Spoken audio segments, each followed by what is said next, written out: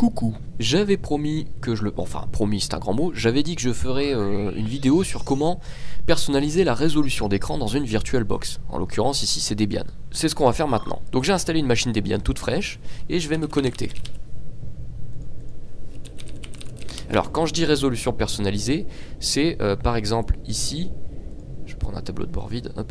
C'est par exemple ici, je suis en 800 x 600 et je voudrais que ma résolution atteigne le plein écran. C'est-à-dire pour moi 1920 par 1080. Après vous changerez en fonction de la résolution que vous voulez. Mais j'ai remarqué que c'était assez problématique sur VirtualBox et c'est pour ça que on va détailler un petit peu les étapes. Si je fais clic droit, application et paramètres et affichage, ici, je remarque que je suis sur un écran virtuel 1, enfin qui s'appelle virtuel 1, et dont la résolution est 800 x 600. Alors deux problèmes qu'on peut avoir ici. La première c'est que quand on clique, on n'a pas d'autre option.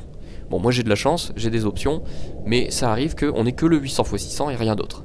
Et le second problème c'est que pour avoir notre résolution adéquate à notre écran, bah, des fois elle ne s'affiche pas en fait. Ici par exemple 1920 par 1080, on la voit pas. Elle n'est pas du tout disponible dans les options. Ce qu'on va faire c'est que on va faire en sorte que tout ça fonctionne bien, quel que soit le problème. Donc c'est parti. La première étape, c'est qu'on va installer DKMS. Alors, on va lancer un émulateur de terminal. On va se connecter en root. Je peux pas encore faire sudo, je l'ai pas encore configuré. Donc on se connecte en root. SU root. Donc je disais DKMS, c'est un paquet qui est utilisé pour pouvoir installer des choses supplémentaires sur notre matériel, enfin des pilotes additionnels ou des choses en plus. Donc je connais pas vraiment le fonctionnement du bousin, mais c'est conseillé par Ubuntu et par la documentation de Arch Linux. Je me dis que il vaut mieux l'installer avant d'installer les pilotes de VirtualBox. On va faire apt install DKMS. Voilà, tout simplement. Et je fais oui. Il y a 220 mégaoctets à installer, ça va prendre un petit bout de temps. Voilà, donc en deuxième étape, on va installer les fonctionnalités additionnelles de VirtualBox. Alors c'est des fonctionnalités qui peuvent être très utiles parce que ça va nous permettre d'optimiser pas mal de choses, comme le copier-coller ou les ports USB ou même l'accélération 3D, c'est justement ce qu'on veut. Ces fonctionnalités-là, elles devraient, je pense, être installées à chaque fois qu'on démarre une machine pour être à peu près tranquille sur l'optimisation de cette machine. Alors je vais le mettre de côté parce que j'en aurais... Ouh, il est parti où? Qu'est-ce que... Bon, bah tant pis, on en redémarrera une. Donc pour faire ça, je vais aller dans périphérique ici. Je vais faire éjecter mon CD de Debian que j'avais utilisé pour l'installation. Je reviens dans périphérique et je fais ici insérer l'image CD des additions invitées. Je clique dessus. Et là on a une icône qui va afficher le CD-ROM qui vient d'être inséré dans le PC. Je vais cliquer dessus et on va utiliser VirtualBox Linux Addition.run parce qu'on est sur une distribution Linux. Alors la particularité ici c'est que je vais le faire glisser sur le bureau. Pourquoi? Parce que si on l'active dans le CD-ROM, il ne va pas avoir les droits d'écriture étant donné qu'on est dans un CD-ROM, on peut pas écrire, donc ça risque de bugger. Je l'ai mis sur le bureau, je vais réouvrir une console hein, parce que la mienne a disparu, c'est bizarre. Hop. Et je vais me rendre dans le bureau. Donc je fais ls pour lister les répertoires. Et je vois bureau ici. Donc je fais cd bureau. Et dans mon bureau, je vais déjà me connecter en super administrateur. Donc su root. Voilà. Et je vais activer VBox, la ligne de commande VBox Linux. Donc je vais faire ./V majuscule B majuscule et je vais faire tabulation pour compléter cette ligne. Voilà. Je fais entrer. Et là, comme par magie, les fonctionnalités additionnelles s'installent. Voilà. Et comme conseillé ici, hein, il nous explique que si on ne redémarre pas notre système, bah, les nouveaux kernels ne seront pas remplacés. Ce que je vais faire ici, c'est que je vais tout fermer. Hop. Et je vais arrêter la machine. Donc on redémarre. Et rassurez-vous, ça va pas encore s'afficher correctement, hein. On sera toujours en 800 x 600 parce qu'il va falloir dans cette troisième étape activer quelques commandes. Et donc on va activer nos commandes pour créer une nouvelle résolution dans l'interface d'affichage et on va activer cette nouvelle résolution. Alors le truc ici c'est que je vous conseille de préparer un bloc-notes et de copier ces commandes qu'on va taper ici dans un bloc-notes, parce qu'on va les réutiliser après pour les configurer et faire en sorte qu'à chaque redémarrage de la machine, ça s'applique tout seul. C'est parti, j'ouvre mon émulateur de terminal. Voilà, et je vais taper les fameuses commandes. Donc pour les commandes, d'abord on va chercher les informations pour notre moniteur avec, on va taper la commande CVT et on va lui demander la résolution que l'on veut. Donc moi je veux 1900, ah, pas activé, 1980, non 1920 par 1080. Je fais entrer et j'obtiens des informations ici sur mon moniteur et enfin tout un bousin d'informations que je vais réutiliser par la suite. Donc je le garde ici.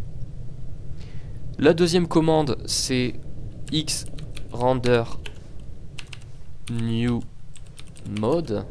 Voilà, donc en fait je vais créer un nouveau mode et c'est ici que je vais réutiliser cette ligne. Donc je vais tout copier ici, copier et je vais coller. Donc je vais créer un nouveau mode de 1920 par 1080 avec les informations qu'il faut pour l'écran. La deuxième commande c'est xrender. J'ajoute ce nouveau mode et je l'ajoute à l'écran. Si vous vous souvenez, moi c'était virtuel 1. Donc si vous avez un doute, vous allez dans programme paramètres affichage et il va vous marquer le nom de l'écran. Et je lui mets la résolution, donc 1920 avec un petit x pour multiplier par 1080, voilà, et en 60 Hz, donc 60.00, comme ceci. Et donc je fais entrer. J'ai ajouté mon mode et maintenant je vais pouvoir l'appliquer. Donc je vais faire xrender output virtual toujours 1 et je vais faire tiret et le mode que j'ai créé juste avant, que j'ai ajouté plutôt, 1920 multiplié par 1080 en 60 Hz et je l'applique. Et là comme par magie mon écran s'est affiché en 1920 par 1080. Donc si je fais CTRL de droite avec la touche F, je vais pouvoir permuter en plein écran. Notez bien cette touche parce que après pour en sortir, si vous en rappelez plus, vous êtes bloqué. Donc voilà, je suis bien en plein écran avec ma console virtuelle. Alors ici j'ai mis un cache, hein, c'est normal, hein, c'est pas un problème de l'écran. Et donc je suis en plein écran. Le seul problème c'est que si vous voulez avoir votre résolution personnalisée, il va falloir à chaque fois retaper ces lignes au démarrage. Donc ce que je vous conseille ici, c'est d'aller dans votre espace personnel, c'est-à-dire dans l'utilisateur où vous désirez que cet écran s'affiche, et on va regarder ici, donc on va aller dans affichage, dans l'onglet affichage, et faire afficher les fichiers cachés. Hop. Et dedans on a un petit fichier qui va s'activer à chaque fois, c'est le .bash rc. Voilà, celui-ci. Il sera en fait appelé à chaque fois par le point profil. Et c'est un fichier bash qui s'exécute à chaque démarrage de notre bureau par cet utilisateur. Donc je clique dessus, voilà, et je vais les mettre, je vais pas m'embêter alors, hein. Il y a déjà une paire de choses qui s'activent ou qui avec des conditions. Donc moi je vais les mettre à la fin pour être tranquille. Donc je vais recopier mes lignes. Alors le CVT il n'y en a pas besoin, hein. On va juste recopier le xrand new mode. Copier,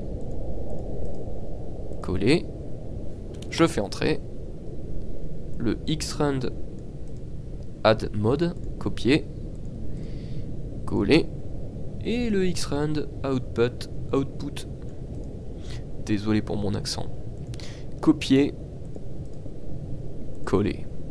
Voilà, à chaque fois ces lignes vont s'activer une fois qu'on redémarre le PC, donc on va tester. Je ferme ma console, j'enregistre mon fichier et je ferme.